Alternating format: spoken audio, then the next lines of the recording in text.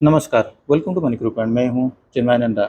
आज जिस तरह से हम लोग डिस्कशन कर रहे थे कल वीकली एनालिसिस के हिसाब से ऊपर की ओर से 24,800 से लेकर 24,850 और नीचे की लेवल की ओर से 24,500, ये सारे ये जो बनाया हुआ है निफ्टी, ये उसके लिए रेजिस्टेंस और सपोर्ट की तरफ काम करेगा रेस्पेक्टिवली। आज मार्केट ओपन तो हो गया था, करीब फ्लैट में ही ओपन हो गया था, लेकिन यहाँ पर 50 मिनट चार्ट पे अगर 50 मिनट कैंडल पे थोड़ा देखते हैं, यहाँ पर करीब 70 से 80 पॉइंट का मोमेंटम होने के बाद से यहाँ पर एक उसके 1 घंटे के अंदर ही मार्केट ओपनिंग के 1 घंटे के अंदर ही यहाँ पर देखिए प्राइस एक्शन बनाते हुए नीचे की ओर से आ रहा था।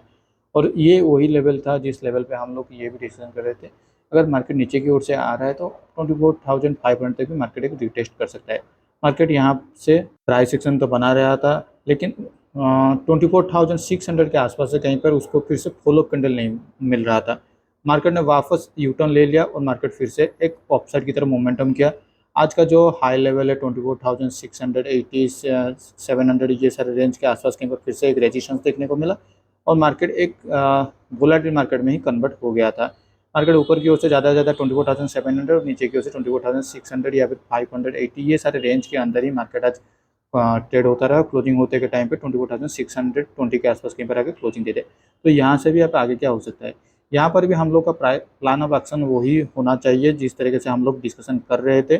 अगर मार्केट नीचे की ओर से ब्रेकआउट देता है तो ब्रेकडाउन देता है तो 24,500, तो नीचे की ओर से हम लोग सेल एग्रेसिवली सेल के लिए प्लान आउट करेंगे। ऊपर की ओर से 24,800, ये उसके लिए अब रेजिस्टेंस की तरफ काम कर रहा है, तो इसको अगर ब्रेकआउट देता है तो हम लोग ऑफसाइड की तरफ बाइंग के लिए प्लान आउट करेंगे। इसके नीचे अगर कहीं पर भी छोटा मोटा एक ब्रेकआउट या ब्रेकडाउन देखने को अगर मिल रहा है जिस तरह से, ये उसके लिए एक कंसिस्टेंटली एक ऑफसाइड की तरफ काम कर रहा है 24,700, तो हो सकता है यहाँ से थोड़ा बहुत ऑफसाइड की तरफ जाने के बाद से मार्केट यहाँ से और भी थोड़ा ऊपर जा सकता है। जिस तरह से आज यहाँ पर एक कैंडल फॉर्मेशन है, यहाँ पर ब्रेकडाउन प्राइस एक्शन में ब्रेकडाउन तो दिया, उसके बाद एक कैंडल में ग्रेड कैंडल, उसके बाद से ग्रीन कैंडल। जब तक ये सारे इतने बड़े बड़े कैंडल को ब्रेकआउट नहीं देता है, फिर ब्रेकडाउन नहीं दे देता है, हम लोग ज़्यादा से ज़्यादा ट्रेंडिंग की प्लान नहीं कर सकते। तो चलिए अब देख लेते हैं हमारे बैंक निफ्टी की और बैंक निफ्टी में किस तरह से मूवमेंट हुआ है। बैंक निफ्टी में भी अगर हम देखते हैं तो पहले 15 मिनट चार्ट में यहाँ पर थोड़ा बहुत हमको 24,000 53,400 से लेकर 53,700 यहाँ तक एक मोमेंटम देखने के बाद से करीब 10 बजे के बाद से यहाँ पर देखिए एक प्राइस एक्शन ऑफसेट की तरफ बना रहा था। यहाँ से ये जब ब्रेकआउट दिया, एक ही कैंडल में ब्रेकआउट मिल गया और उसके बाद से फिर से market side wise down side में ही चला गया। यहाँ पर भी मार्केट में ज़्यादा कुछ मोमेंटम नहीं हुआ है। यहाँ पर भी ऑफसाइड की तरफ 53,800 से लेके 53,900 54,000, ये ऊपर की ओर से उसके लिए रेजिस्टेंस है। तो नीचे की ओर से 53,200 से लेके 53,100 से लेके 53,000, ये सारे रेंज के अंदर हम लोग को मार्केट जब तक ये ब्रेकआउट या ब्रेकडाउन नहीं दे देता, हम लोग के लिए ज़्यादा एक ट्रेंडिंग मार्केट देखने को नहीं मिल सकता है। मैं अभी भी रिपीट कर रहा हूँ, पिछले हफ्ते मार्केट में बहुत ही अच्छा एक ट्रेंडिंग मार्केट देखने को मिल चुका है। हो सकता है इसी हफ्ते हम लोग को ज़्यादा कुछ मोमेंटम ना देखने को मिले, इसलिए जो भी अगर इंट्राडे बेसिस पे बाइंग के साइड पे अगर ब्रेकआउट या ब्रेकडाउन ढूंढने की कोशिश करते हैं, उन लोग थोड़ा अपने स्ट्रिक्टली रिस्क टू रिवार्ड के हिसाब से ट्रेड करते रहें। तो चलिए अब देख लेते हैं हमारे पोजीशन की ओर। मेरे आज पोजीशन में थोड़ा फिर से चेंजेस किया गया है, जो कि मैंने आपको पिछले कल भी मेरा आपने यही बताया था। 24,000 कॉल ऑप्शन के साथ 24,200 पुट ऑप्शन को मैंने कैरी फॉरवर्ड कर रहा था, लेकिन ये सेल पोजीशन में था, लेकिन आज मैं इसको बाइंग पोजीशन में ले आया हूँ।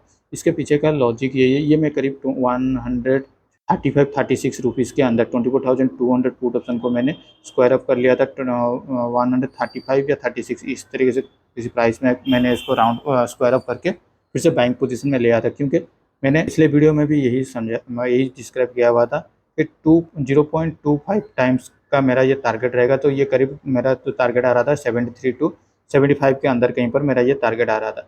लेकिन आज यहाँ पर मार्केट जब प्राइस सेक्शन बनाते हुए नीचे की ओर से आ रहा था, तो मुझे ऐसा लग रहा था मार्केट फिर से 24,500 तक ये ट्रैवल कर सकता है। और तब मेरा ये जो 24,200 का पुट ऑप्शन चल रहा था, ये करीब मेरा 130 टू 135 के अंदर ही कहीं पर चल रहा था। तो अगर मार्केट यहाँ से 24,000 ये ट्रेड कर रहा था, 24,600 2030 ये सारे रेंज के कहीं आसपास कहीं पर ट्रेड कर रहा था। यहाँ से अगर मार्केट और 200 पॉइंट अगर नीचे आ जाता, तो ये 135 जो ट्रेड कर रहा था, ये हो सकता है ये ऊपर जाके करीब 160 टू 180 के अंदर कहीं पर चला गया होता तो मेरा जो प्रॉफिट का लेवल था वो प्रॉफिट का लेवल थोड़ा डाउन हो जाता। तो इसीलिए मैंने उसको थोड़ा पहले ही स्क्वायर अप करके उसके बजाय मेरा जो मैं अभी कॉल ऑप्शन में, मैं अभी ऑप्शन सेलर्स के बदले मैं अभी ऑप्शन बायर में दोनों 24,200 कॉल ऑप्शन और 24,200 पुट ऑप्शन पे मैं अभी बायर बन चुका हूँ और इसे मैं अभी कैरी फॉरवर्ड करने वाला हूँ। उसके अलावा टीसीएस में मेरा जो कैरी फॉरवर्ड पोजीशन था 4700 कॉल ऑप्शन के साथ 3900 का पुट ऑप्शन, उसको मैं अभी कैरी फॉरवर्ड कर रहा हूँ। तो आज के लिए इस वीडियो में बस इतना ही। Thank you for watching my video.